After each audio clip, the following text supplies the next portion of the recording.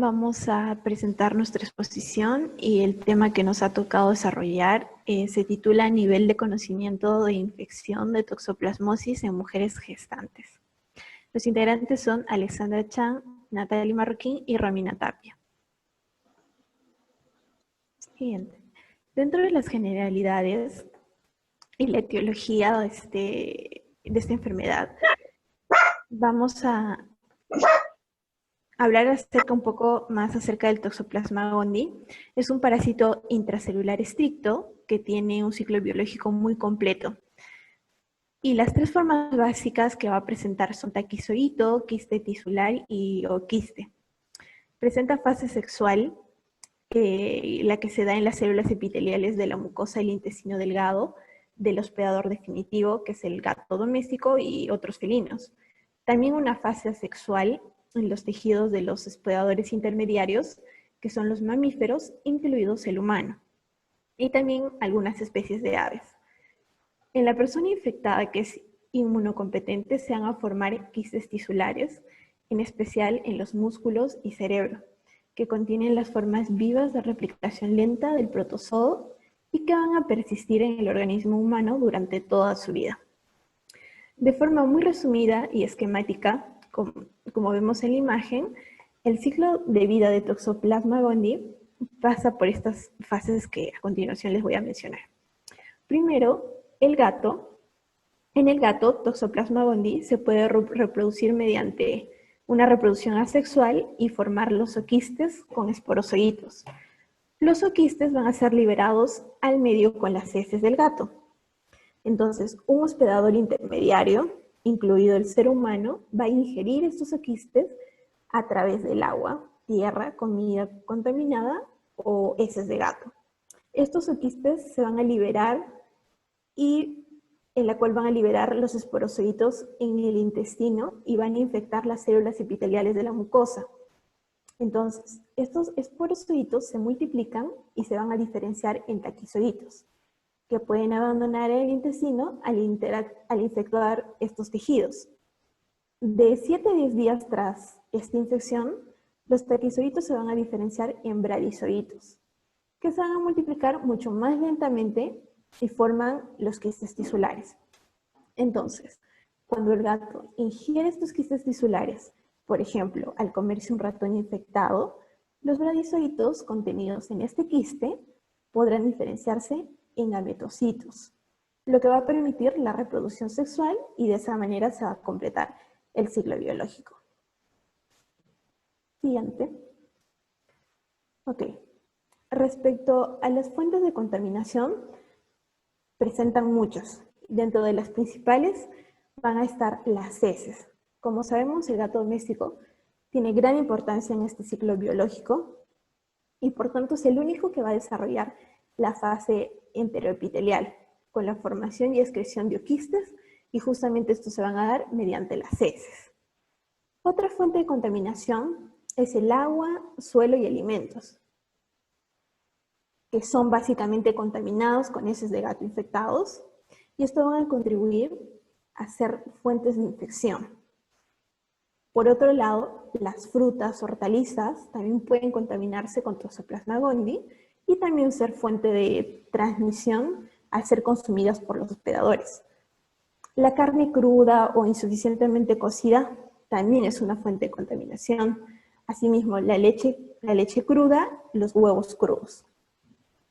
Otro muy importante también son los fluidos corporales, que se ha evidenciado en ellos la existencia de Toxoplasma gondii, como en la saliva, el esputo, la orina, lágrimas y semen. Estas son fuentes de contaminación de importancia para la transmisión horizontal en animales y humanos. Como vemos a un lado en la imagen está la figura del ciclo biológico de Toxoplasma gondii de una manera resumida, en donde se observa que el hospedero definitivo es el gato, mediante el cual, mediante específicamente las heces, se van a diseminar los oquistes maduros en agua y hortalizas, llegando a ser infección en los hospederos intermediarios, que son los humanos, los mamíferos en general, y esto desencadena la toxoplasmosis aguda, que puede pasar de una ceguera, una encefalitis, y también a una toxoplasmosis congénita en las mujeres gestantes produciendo el aborto. Siguiente. Ok. Dentro de la transmisión vamos a encontrar 4 fases. Una que es oral, vertical, contacto con mucosas y trasplante de tejidos y órganos. En la oral, los taquizoides de Toxoplasma gondii van a ser muy frágiles. O sea, no pueden vivir fuera del cuerpo del hospedero y son destruidos por las secreciones gástricas al entrar por vía oral. Sin embargo, estos quistes tisulares pueden estar presentes tanto en carnes crudas o quistes en agua, frutas y vegetales. En la vertical se da básicamente de madres a sus crías a través de la lactancia materna, la placenta o también durante el parto. Contacto con mucosas. Esto se da por salpicaduras con material infeccioso de Toxoplasma gondii sobre mucosas ocular y bucal que van a constituir una fuente de contaminación muy significativa.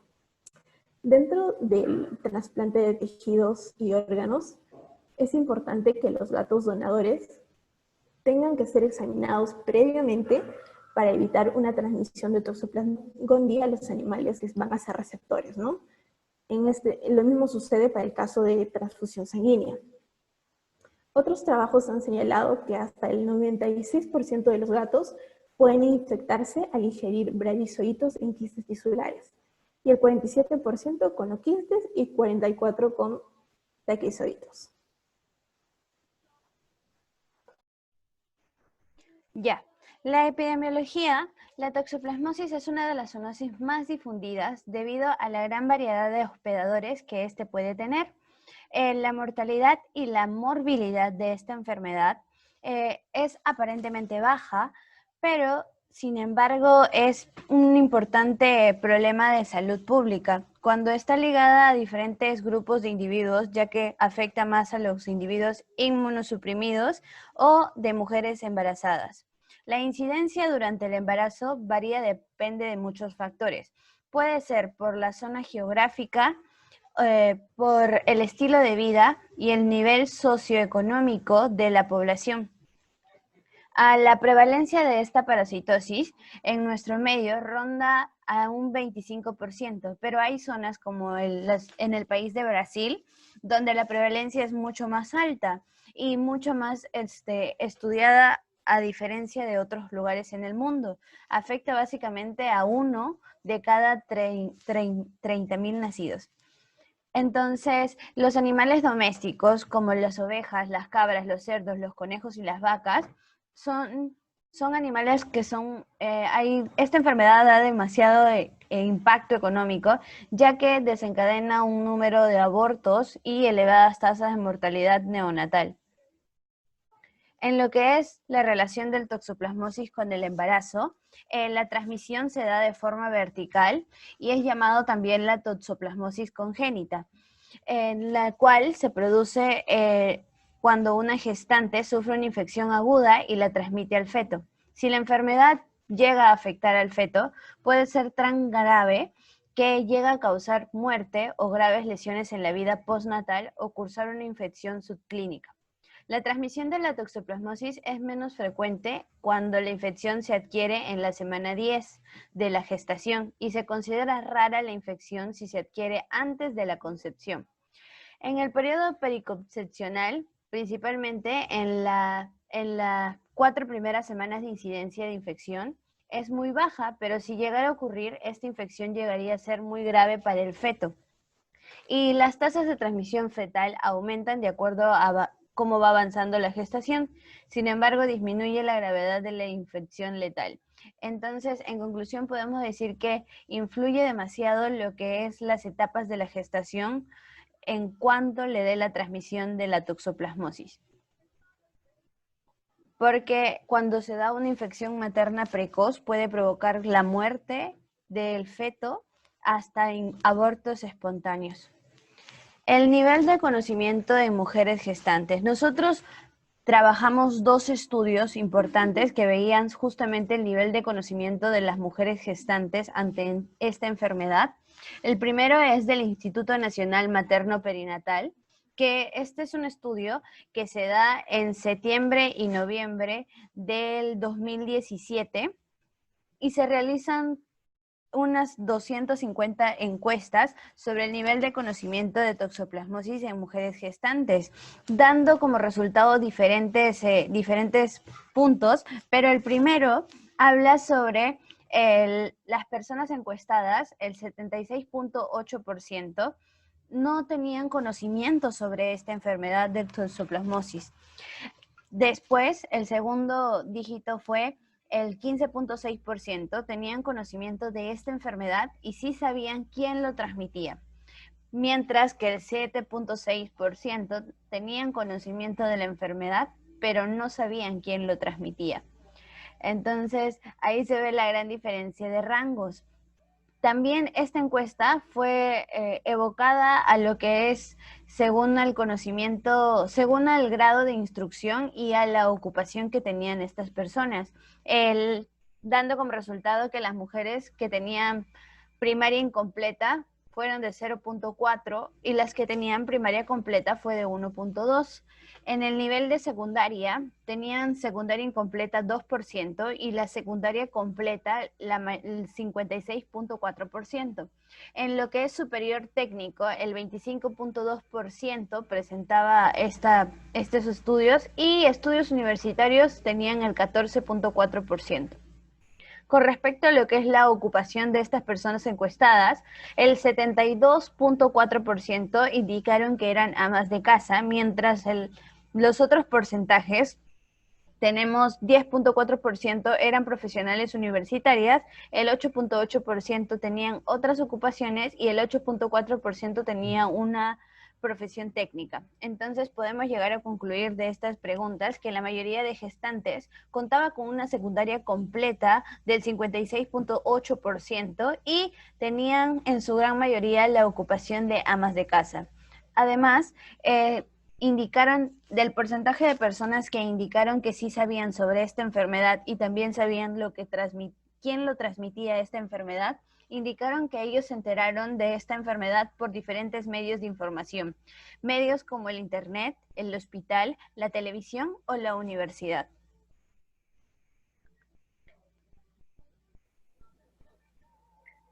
Bueno, con respecto al otro estudio que fue realizado en el consultorio médico de Trinidad, se realizó también una encuesta sobre el conocimiento de toxoplasmosis que tenían las mujeres gestantes.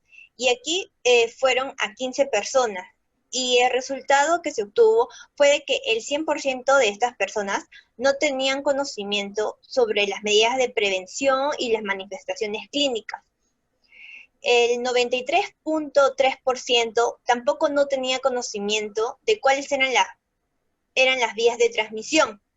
El 66.67% tampoco no tenían conocimiento respecto a los factores de exposición y el 20% no tenía conocimiento respecto a las fuentes de contaminación.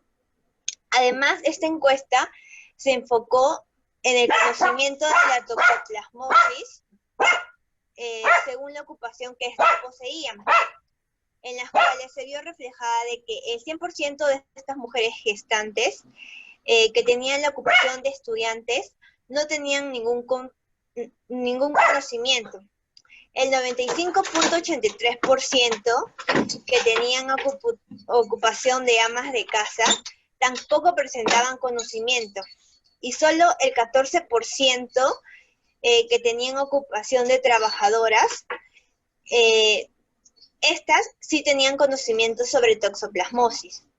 Y con respecto al nivel de escolaridad, ya sea secundaria, técnico medio y preuniversitario, el 90% de estas mujeres no tenían conocimiento tampoco. Y solo el 26% de estas solo tenían conocimiento de toxoplasmosis. Y según el investigador Rodríguez, llega a la conclusión de que el conocimiento de las mujeres gestantes eran muy pobres sobre la toxoplasmosis, y lo cual se tenía que incrementar las acciones de instrucción como parte de la campaña de la prevención de enfermedad. Siguiente, por favor.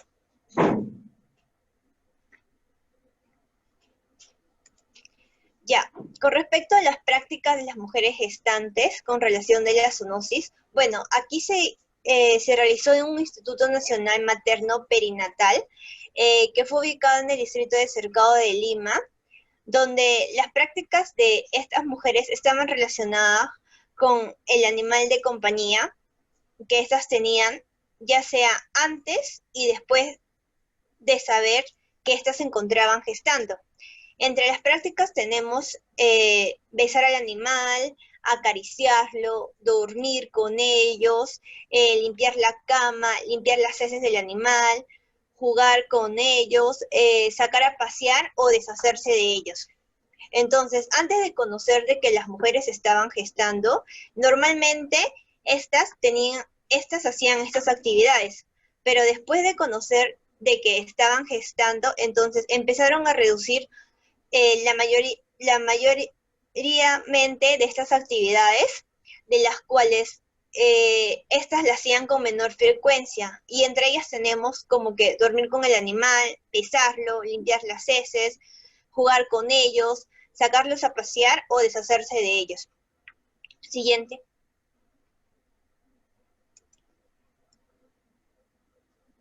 Ya. Bueno, con respecto a la prevención, se dividieron en 3 etapas. La primera fue la de medidas higiénicas, dietéticas, donde esta fue dirigida en prevenir la enfermedad desde el principio, es decir, que se evitaba la infección por parte de la embarazada por medio de una prevención epidemiológica. Y esta se basó principalmente en de que estas mujeres no ingirieran carne cruda o contaminada, y si lo hacían, esta carne y estos productos cárnicos debían ser bien cocidos a unas temperaturas de 70 a 80 grados centígrados. Además, tenían que lavar las verduras y frutas con agua caliente, no debían tocarse la mucosa bucal con las manos cuando éstas manipulaban la carne cruda, se tenían que lavar las manos cuidadosamente y además lavar la mesa donde ellas habían cocinado con la carne cruda, congelar a bajas temperaturas, ya sea a menor de 18 grados centígrados durante 48 horas, ya que esto haría de que se destruyan los ooquistes, proteger los alimentos de los insectos, evitar el contacto de materiales que puedan estar contaminados con heces de gatos, y si lo hacían, era preferible de que utilicen guantes. Bueno, el segundo paso fue el de screening. Este tuvo como finalidad disminuir la transmisión de madre y feto y al mismo tiempo reducir la severidad de toxoplasmosis a través de un cribaje serológico materno, en el cual esta medida de screening serológico se basó durante el embarazo para identificar la infección. Además, el tratamiento durante el embarazo dio una disminución significativa. Y por último, también el screening era importante para detectar la infección prenatal por toxoplasmosis que ocurre cuando una mujer previamente seronegativa adquiere la infección durante el embarazo. Y la tercera etapa fue el diagnóstico precoz de la infección fetal, que se realiza mediante un cribado de la existencia de la infección de los recién nacidos, que tiene como finalidad establecer un tratamiento que pueda conferirle, mejorar o evitar las secuelas de los niños afectados. Siguiente, por favor. Bueno, dentro de las conclusiones, el Toxoplasma gondii va a requerir de condiciones ambientales muy específicas para poder sobrevivir, encontrándose mayormente en regiones cálidas o húmedas, como la ciudad de Lima, y en menor grado en climas secos y fríos. Cuando los zooquistes encuentran estas condiciones que son favorables en el ambiente externo, alcanzan su estado infectante de 1 a 3 días, ¿no? Que es una condición de esporulación. Por esto es que las excretas se deben remover diariamente de la caja de arena con guantes y sobre todo realizar el lavado de las manos posteriormente a la limpieza. La segunda conclusión fue que el consumo de las quistes tisulares de la Toxoplasma gondii en los tejidos animales, tanto para consumo humano o también mediante los oquistes en frutas y verduras, son las dos principales formas de transmisión de la enfermedad. La toxoplasmosis es presentada usualmente en forma asintomática y además afecta a personas inmunosuprimidas, dándole complicaciones graves y pueden llegar hasta la muerte en el caso de personas o mujeres con hijos. Esto siempre y cuando se adquiera la infección primaria durante la gestación. Y las consecuencias en los bebés de las mujeres embarazadas posteriormente pueden ser hidrocefalia, microencefalia, calcificaciones cerebrales y llegar hasta el aborto. Bueno, y por último, con respecto al manejo y al trato de los animales de compañía, después de que las mujeres gestantes conocieran, sus comportamientos fueron dirigidos en menor contacto. Como en ellos encontramos la práctica de besar al animal, que conlleva al contacto con bacterias que se encuentran en la cavidad oral de los gatos. Además, la limpieza de las camas de los animales también es una práctica importante y necesaria en el hogar, pero sería aconsejable de que lo asumiera otro miembro de la familia y no la mujer gestante. Y por último, la práctica de pasear al animal, que también disminuyó una vez de que se supiera la condición de la mujer gestante. En este caso, sería importante como que limitar el contacto con el animal, ya que la práctica del paseo puede favorecer a la persistencia de malestares propios de la gestación, como dolores de espalda o en la parte baja del vientre o calambres en las piernas. Y muchas gracias.